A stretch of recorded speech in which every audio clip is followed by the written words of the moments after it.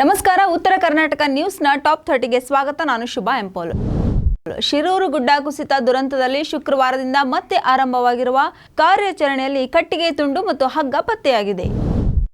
ಇಂದಿನಿಂದ 4 ದಿನ ಧಾರವಾಡದ ಕೃಷಿ ವಿಶ್ವವಿದ್ಯಾಲಯದ ಆವರಣದಲ್ಲಿ ಕೃಷಿ ಮೇಳ ನಡೆಯಲಿದ್ದು, ರೈತರಿಗೆ ಕೃಷಿ ತಂತ್ರಜ್ಞಾನಗಳನ್ನು ತಲುಪಿಸುವುದು ಈ ಮೇಳದ ಮುಖ್ಯ ಉದ್ದೇಶವಾಗಿದೆ ಎಂದು ವಿವಿ ಕುಲಪತಿಗಳು ತಿಳಿಸಿದ್ದಾರೆ. ರಸ್ತೆ ಸಿಗ್ನಲ್ನಲ್ಲಿ ವಿನಾಕಾರಣ ಕಾರಿನ ಎಕ್ಸಲರೇಟರ್ ಹೆಚ್ಚಿಸಿ ಸೌಂಡ್ ಮಾಡಿದ್ದನ್ನು ಪ್ರಶ್ನಿಸಿದ ಐಪಿಎಸ್ ಅಧಿಕಾರಿ ರಮೇಶ್ ಬಾನೋತ್ ಅವರ ಪುತ್ರ ಪ್ರೀತಮ್ ಬಾನೋತ್ಗೆ ಅವಾಚ್ಯ ಪದಗಳಿಂದ ನಿಂದಿಸಿ ಹಲ್ಲೆ ಮಾಡಿರುವ ಘಟನೆ ನಡೆದಿದೆ. ತಮ್ಮ ಮೇಲೆ ಹಲ್ಲೆ ನಡೆದಿರುವ ಕುರಿತು ಅಮೃತಹಳ್ಳಿ ಠಾಣೆಯಲ್ಲಿ ಪ್ರಕರಣ ದಾಖಲಿಸಿದ್ದಾರೆ. ಮೈಸೂರಿನಂತೆ ಶಿವಮೊಗ್ಗದಲ್ಲಿ ತಾಯಿ ಚಾಮುಂಡೇಶ್ವರಿಯನ್ನು ಆನೆ ಮೇಲೆ ಅಂಬಾರಿಯಲ್ಲಿ ಮೆರವಣಿಗೆ ಮಾಡುತ್ತಾರೆ. ಇದಕ್ಕಾಗಿ ಶಿವಮೊಗ್ಗ ತಾಲೂಕು ಸಕ್ರೆಬೈಲು ಆನೆ ಬಿಡಾರದಿಂದ ಆನೆಗಳನ್ನು ತಂದು ಅವುಗಳಿಗೆ ತರಬೇತಿ ನೀಡಲಾಗುತ್ತದೆ. ಆದರೆ ಈ ಬಾರಿ ದಸರಾದಲ್ಲಿ ಆನೆ ಅಂಬಾರಿ ಹೊರುವುದು ಅನುಮಾನವಾಗಿದೆ. ಪ್ರಜ್ವಲ್ ರೇವಣ್ಣ ಪ್ರಕರಣ ಕುರಿತು ಅಶ್ಲೀಲ ವಿಡಿಯೋಗಳನ್ನು ಹಂಚಿಕೆ ಮಾಡಿರುವುದು ಪಾಪ ಕೃತ್ಯ ಎಂದು ಹೈಕೋರ್ಟ್ ಅಭಿಪ್ರಾಯಪಟ್ಟಿದೆ. ಅರಭಾವಿ ವಿಧಾನಸಭಾ ಕ್ಷೇತ್ರದ ಮೂಡಲಗಿ ಪಟ್ಟಣದ ನಿವಾಸಿ ಆಶಾ ತಳವಾರ್ ಎಂಬ ಮಹಿಳೆ ಗೃಹಲಕ್ಷ್ಮಿ ಯೋಜನೆಯಲ್ಲಿ ಹಣ ಕೂಡಿಟ್ಟು ಬಟ್ಟೆ ವ್ಯಾಪಾರದಲ್ಲಿ ತೊಡಗಿಸಿಕೊಂಡು ಬದುಕು ಕಟ್ಟಿಕೊಂಡು ಇತರರಿಗೆ ಮಾದರಿಯಾಗಿದ್ದಾರೆ ಎಂದು ಸಚಿವೆ ಲಕ್ಷ್ಮಿ ಹೆಬ್ಬಾಳ್ಕರ್ ಗೃಹಿಣಿಯ ವಿಡಿಯೋವನ್ನು ಸಾಮಾಜಿಕ ಜಾಲತಾಣದಲ್ಲಿ ಹಂಚಿಕೊಂಡಿದ್ದಾರೆ.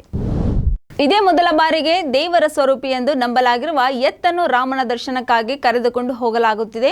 ಬಸಪ್ಪನ ತೀರ್ಥಯಾತ್ರೆಗೆ ಸುಮಾರು 30 ಲಕ್ಷ ವೆಚ್ಚದಲ್ಲಿ ವಿಶೇಷ ಬಸ್ ಅನ್ನು ವಿನ್ಯಾಸ ಮಾಡಿದ್ದಾರೆ. ಜಮೀನಿನಲ್ಲಿ ಪಾಲು ಕೇಳಲು ಮನೆಗೆ ಬಂದಿದ್ದ ತನ್ನ ಸ್ವಂತ ತಮ್ಮನನ್ನೇ ಹೊಡೆದು ಹತ್ಯೆ ಮಾಡಿದ ಅಣ್ಣನಿಗೆ ಮಂಗಳೂರಿನ 4ನೇ ಹೆಚ್ಚುವರಿ ಜಿಲ್ಲಾ ಮತ್ತು ಸತ್ರ ನ್ಯಾಯಾಲಯದ ನ್ಯಾಯಾಧೀಶರಾದ ಸುನೀತಾ ಎಸ್ಜಿ ಅವರು ಜೀವಾವಧಿ ಶಿಕ್ಷೆ ವಿಧಿಸಿ ತೀರ್ಪು ನೀಡಿದ್ದಾರೆ. ನಮ್ಮ ಮೆಟ್ರೋದ ನೇರಳೆ ಬಣ್ಣದ ಟ್ರಿನಿಟಿ ನಿಲ್ದಾಣದಲ್ಲಿ ಮಗುವಿಗೆ ಹಾಲುಣಿಸಲು ಸ್ಥಳಾವಕಾಶವಿಲ್ಲದೆ ತಾಯಿಯೊಬ್ಬಳು ಪರದಾಡಿದಂತಹ ಘಟನೆ ಇತ್ತೀಚೆಗೆ ನಡೆದಿತ್ತು. ಅದಾದ ಬಳಿಕ ಈಗ ಎಲ್ಲ ನಮ್ಮ ಮೆಟ್ರೋ, ಬಿಟಿಎಂಸಿ, ಕೆಎಸ್ಆರ್ಟಿಸಿ ರೈಲ್ವೆ ನಿಲ್ದಾಣಗಳಲ್ಲಿ ಮಗುವಿಗೆ ಹಾಲುಣಿಸಲು ಕೇಂದ್ರವನ್ನು ಸ್ಥಾಪಿಸಬೇಕೆಂದು ಒತ್ತಾಯ ಎಲ್ಲೆಡೆ ಕೇಳಿಬರುತ್ತಿದೆ. 2022-23ರಲ್ಲಿ ದರದ ವಿಚಾರದಲ್ಲಿ ತಿರುಪತಿ ಲಡ್ಡುಗೆ ನಂದಿನಿ ತುಪ್ಪ ಬಳಕೆ ಸ್ಥಗಿತವಾಗಿತ್ತು. ಈಗ ಮತ್ತೆ ನಂದಿನಿ ತುಪ್ಪಕ್ಕೆ ಬೇಡಿಕೆ ಬಂದಿದೆ. ಇದರಿಂದಾಗಿ ತಿರುಪತಿ ಲಡ್ಡುವಿನಲ್ಲಿ ಶೀಘ್ರದಲ್ಲೇ ನಂದಿನಿ ತುಪ್ಪದ ಘಮ ಸೇರಲಿದೆ. ಕೆಲವು ವರ್ಷಗಳಿಂದ ನಮ್ಮ ಜೊತೆಗಿದ್ದ ಕೆಲವರು ಈಗ ಬೇರೆ ಪಕ್ಷಗಳಿಗಾಗಿ ನಮ್ಮ ವಿರುದ್ಧ ಮಾತನಾಡುತ್ತಿದ್ದಾರೆ. ಅಂತವರಿಗೆಲ್ಲ ಮುಂದಿನ ಚುನಾವಣೆಯಲ್ಲಿ ಸರಿಯಾಗಿ ಉತ್ತರ ಕೊಡುತ್ತೇನೆ ಎಂದು ಎಚ್.ಡಿ. ರೇವಣ್ಣ ಹೇಳಿದರು. ರಾಮನಗರದ ಖಾಸಗಿ ಕಾಲೇಜಿನ ವಿದ್ಯಾರ್ಥಿನಿಯರು ಶೌಚಾಲಯದಲ್ಲಿ ವಿಡಿಯೋ ಮಾಡಿದ ಆರೋಪಿ ಮತ್ತು ಆತನ ಮೊಬೈಲ್ ಅನ್ನು ಪೊಲೀಸರು ವಶಕ್ಕೆ ಪಡೆದು ತನಿಖೆ ಕೈಗೊಂಡಿದ್ದಾರೆ. ರಾಜ್ಯ ರಾಜಧಾನಿ ಬೆಂಗಳೂರು ನಗರದಲ್ಲಿ ಸದಸ್ಯತ್ವ ಹಿನ್ನಡೆಗೆ ಶಾಸಕರು ಕಾರಣವಾಗಿದ್ದು, ಬಿಬಿಎಂಪಿ ಚುನಾವಣೆ ಗೆಲ್ಲಲು ಸದಸ್ಯತ್ವ ಸಂಖ್ಯೆ ಹೆಚ್ಚು ಮಾಡಿ ಎಂದು ಬಿಜೆಪಿ ರಾಜ್ಯಾಧ್ಯಕ್ಷ ಬಿ.ವೈ. ವಿಜೇಂದ್ರ ಕರೆ ನೀಡಿದ್ದಾರೆ.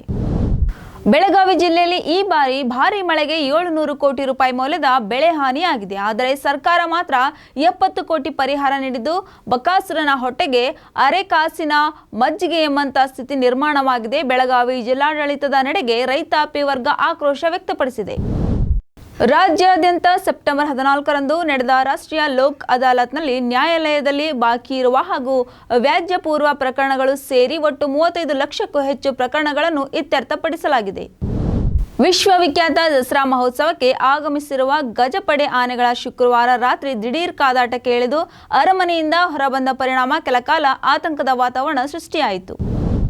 ಶರಾವತಿ ನಗರದ 60 ಅಡಿ ರಸ್ತೆಯಲ್ಲಿ ಮಣ್ಣುಮುಕ್ಕು ಹಾವು ಗಾಯಗೊಂಡು ಒದ್ದಾಡುತ್ತಿದ್ದುದನ್ನು ಕಂಡು ಸ್ಥಳೀಯರು ಸ್ನೇಕ್ ಕಿರಣ್ ಅವರಿಗೆ ಫೋನ್ ಮಾಡಿ ವಿಚಾರ ತಿಳಿಸಿದ್ದಾರೆ. ಸ್ನೇಕ್ ಕಿರಣ್ ರಾತ್ರಿಯೇ ಬಂದು ಹಾವನ್ನು ರಕ್ಷಿಸಿ ಅರಣ್ಯ ಪ್ರದೇಶಕ್ಕೆ ಬಿಟ್ಟಿದ್ದಾರೆ. ಈಗಾಗಲೇ ಪೋಕ್ಸೋ ಕೇಸ್ನಲ್ಲಿ ಸಂಕಷ್ಟ ಎದುರಿಸುತ್ತಿರುವಂತಹ ಮಾಜಿ ಸಿಎಂ ಬಿಎಸ್ ಯಡಿಯೂರಪ್ಪಗೆ ಮತ್ತೊಂದು ಶಾಕ್ ನೀಡಲಾಗಿದೆ. ಅದೇ ಅಕ್ರಮ ಡಿನೋಟಿಫಿಕೇಶನ್ ಕೇಸ್ನಲ್ಲಿ ಲೋಕಾಯುಕ್ತರಿಂದ ಸಮನ್ಸ್ ಜಾರಿಗೊಳಿಸಲಾಗಿದೆ. ಇವತ್ತು ಪ್ಯಾಲೆಸ್ತಾನ್ ಧ್ವಜ ಹಾರಿಸುತ್ತಾರೆ, ನಾಳೆ ಪಾಕಿಸ್ತಾನದ ಧ್ವಜ ಹಾರಿಸುತ್ತಾರೆ. ಇಂಥವರನ್ನು ಶೂಟ್ ಮಾಡಬೇಕು. ಇದು ಕಾಂಗ್ರೆಸ್ ಕುಮ್ಮಕ್ಕಿನಿಂದಲೇ ನಡೆಯುತ್ತಿರೋದು. ಕಾಂಗ್ರೆಸ್ ದೇಶದ್ರೋಹಿಗಳಿಗೆ ಸಪೋರ್ಟ್ ಮಾಡೋದನ್ನು ಹಿಂದೂಗಳು ಒಪ್ಪಲ್ಲ ಎಂದು ಆಕ್ರೋಶ ಹೊರಹಾಕಿದರು. ಶ್ರೀರಾಮ ಸೇನೆಯ ಸಂಸ್ಥಾಪಕ ಅಧ್ಯಕ್ಷ ಪ್ರಮೋದ್ ಮುತಾಲಿಕ್ ಅವರು ನಾಗಮಂಗಲಕ್ಕೆ ಭೇಟಿ ನೀಡಲು ಆಗಮಿಸಿದರು. ಆದರೆ ಮಂಡ್ಯ ಜಿಲ್ಲೆಯ ಗಡಿಯಲ್ಲಿ ಪೊಲೀಸರು ಅವರನ್ನು ತಡೆದಿದ್ದಾರೆ. ಕೆಲವು ದಿನಗಳ ಹಿಂದೆ ಬೆಂಗಳೂರಿನಲ್ಲಿ ವ್ಯಾಸಂಗ ಮಾಡುತ್ತಿದ್ದ ಕೇರಳದ ಯುವಕ ನಿಫಾಗೆ ಬಲಿಯಾಗಿದ್ದು, ಇದೀಗ ಬೆಂಗಳೂರಿನ ಜನರಲ್ಲಿ ನಿಫಾ ವೈರಸ್ ಕುರಿತು ಆತಂಕಕ್ಕೆ ಒಳಗಾಗಿದ್ದಾರೆ. ಓರ್ವ ವ್ಯಕ್ತಿಗೆ ಸೋಂಕಿನ ಗುಣಲಕ್ಷಣಗಳು ಪತ್ತೆಯಾಗಿದ್ದು 41 ಜನರಿಗೆ ಹೋಮ್ ಕ್ವಾರಂಟೈನ್ ವಿಧಿಸಲಾಗಿದೆ.